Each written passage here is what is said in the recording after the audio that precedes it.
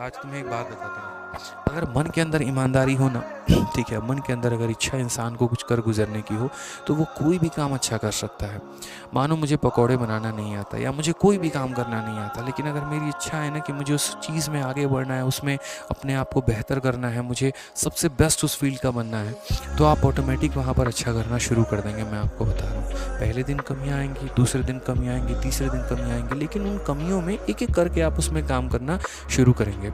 आज के समय में विद्यार्थी जीवन में क्या होता है, कई सारे मतलब अभी मैं बच्चों को पढ़ाता हूँ, मैं देखता हूँ कि कितने नादान से प्यारे प्यारे से बच्चे, जिनको जीवन का बहुत ज़्यादा समझ नहीं है, बहुत ज़्यादा नॉलेज बेचारों को नहीं है, ठीक है। एक राह डिसाइड हो चुका है, चलो यही करना है अभी फ़िलहाल, चाहे मजाक में कह लो या सीरियसनेस में कह लो कि हाँ हमें जो है गवर्नमेंट एग्ज़ाम की तैयारी करनी है तो कर रहे हैं, लेकिन उसमें भी यहाँ पर निश्चित नहीं है कि हाँ यही ही करना है, क्या क्या वाकई में हम अंदर से श्योर हैं। क्योंकि जिस दिन आप श्योर हो गए, जिस दिन आपके अंदर से अपनी अंतरात्मा से आवाज़ आ गई ना कि यार मेरे पास जीवन में इसके अलावा कुछ और करने को है भी नहीं, और मेरी रुचि भी खुद शुरू से बचपन से यही था, ठीक है, जिस दिन ऐसा हो गया तो उस दिन आप देखना कि आप अपने फील्ड में बेहतर करना शुरू कर दोगे।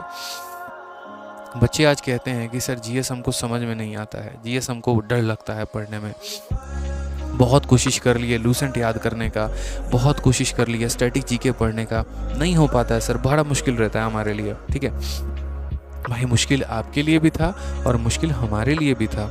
जब हमने भी तैयारी शुरू की ना, हमें भी नहीं आता था अकबर बाबर का बैकग्राउंड उतना समझ में, साइंस बैकग्राउंड के छात्र थे, कभी हिस्ट्री पढ़ी नहीं उतनी डेप्थ लेवल में। इनफैक्ट जब हमारे स्कूल में 6ठी 7वीं 8वीं क्लास में जो हमारे सोशल साइंस पढ़ाया जाता था ना, 7वीं 8वीं की बात बता रहा हूँ, हम सो रहे होते थे बेंचों में, हमें उतना नहीं समझ में आता था, जैसे तैसे करके पास हो गए तो हो गए, ठीक है। लेकिन सवाल नौकरी का था, सवाल अपने उस सपने का था। 2018 में जब हमें झटका लगा, जब हम फेल हो गए 1.4 नंबर से, फाइनल मेरिट लिस्ट से जब हम बाहर हो गए, इतना समझ में आ गया था कि मैथ्स में हमारे पूरे स्कोर थे, इंग्लिश में हमारा अच्छा स्कोर था, रीजनिंग में हमारा अच्छा स्कोर था। आज मैं बाहर हुआ हूँ तो सिर्फ और सिर्फ एक सब्जेक्ट था, वो है जीएस।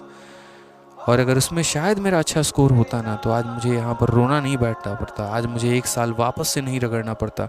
वो 1 साल मैंने कैसे जिए हैं मैं जानता हूँ, ठीक है। वो दोबारा से 1 साल बैठना, जब आप किसी पेपर के लिए दिनों जान की तैयारी करते हैं और लास्ट में जाके आप रह जाते हैं ना, और वहाँ से जब कमर कसना होता है कि चल 1 साल और, तो वो कहने के लिए 1 साल होता है, लेकिन वो 1 साल मेरे भाई कैसे बीतते हैं उसी बच्चे को पता होता है। जब यहाँ पर साधन की कमी हो जाती है, पैसे नहीं होते हैं, ठीक है, लोगों के ऊपर से ताने और डबल हो जाते हैं, आप अपना विश्वास ख़त्म कर चुके होते हैं, एक आत्मविश्वास के अंदर कमी आ चुकी होती है कि तुम्हारा होगा भी या नहीं, वैसी स्थिति में 1 और साल, वो 1 साल के बराबर नहीं, वो 10 साल के बराबर होता है। एक पहाड़ सा वो भारी रहता है और उसमें हमें मेहनत करना होता है।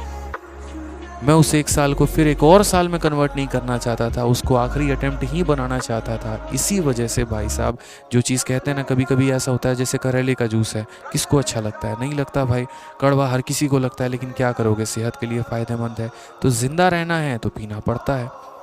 तो सपने को पूरा करना है तो भाई किसको इंटरेस्टिंग जीएस लगता है, किसी को नहीं, लेकिन साम दाम दंड भेद कुछ ना कुछ लगा के तो एटलीस्ट तुम पढ़ो भाई, याद करो, ठीक है। इंटरेस्ट जगाओ उसके अंदर किसी भी तरीके से करके, नहीं तो पूरी दुनिया इग्नोर कर रही है, आप भी उस भीड़ के पात्र बनोगे। अगर आप भी उसको इग्नोर करोगे तो क्या होगा, फिर जैसे बाकी भीड़ बाहर हो रही है, आप भी बाहर हो जाओगे मेरिट लिस्ट से, और फिर 4 लोगों के आगे ढोल बजाते रहना, यार मेरा है ना जीएस कमज़ोर है, हमको समझ ही नहीं आता है, स्ट्रेटजी बता दो क्या होगा।